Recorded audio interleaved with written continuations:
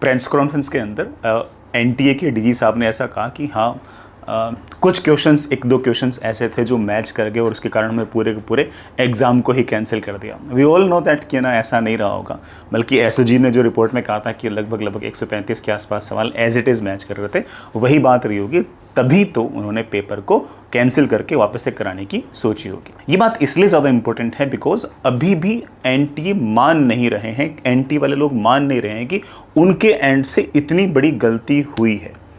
और क्या पता इस साल क्यों, हर साल ही होती हो, इस साल तो वाला पेपर है ना व्हाट्सएप पे टेलीग्राम पे फैल गया, इसलिए ज़्यादा पता लग गया है ना, अदरवाइज हर साल ना पता लगता हो। तो ऐसे केस के अंदर ये जो जिम्मेदारी है, the onus is on NTA. NTA जिम्मेदार है इस बात के लिए कि पेपर लीक क्यों हुआ, क्योंकि पेपर बनाने की जिम्मेदारी उनकी, छपवाने की जिम्मेदारी उनकी, सेंटर पर पहुंचाने की जिम्मेदारी उनकी, और सेंटर पर भी उसकी सिक्योरिटी की जिम्मेदारी एनटीए की। अगर पेपर लीक हो रहा तो ऑफकोर्स फाइनल जिम्मेदारी किसकी, एनटीए की। तो पेपर ऐसा तो है नहीं कि एनटीए के जो ऑफिशियल्स हैं, जो एनटीए के जो कर्मचारी हैं, उनके सहयोग के बिना आउट हो गया हो।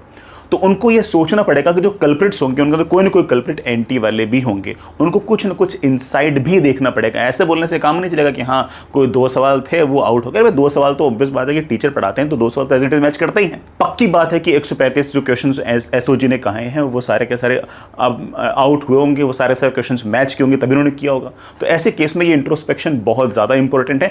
अदरवाइज बार बार लगातार बच्चा परेशान होता रहेगा, बच्चे के पेरेंट्स परेशान होते रहेंगे, और वो जो परेशानी है वो जब तक एनटीए पर नहीं आएगी, जब तक कल्प्रिट्स पर नहीं आएगी, तब तक मामला बनेगा नहीं, और ये लगातार हर साल ही लगातार चलता जाएगा। We have to take action on it. सरकार को इस पर एक्शन लेना चाहिए, एनटी को इस पर एक्शन लेना चाहिए, और मूलभूत स्ट्रक्चरल चेंजेस लगातार करते रहने पड़ेंगे।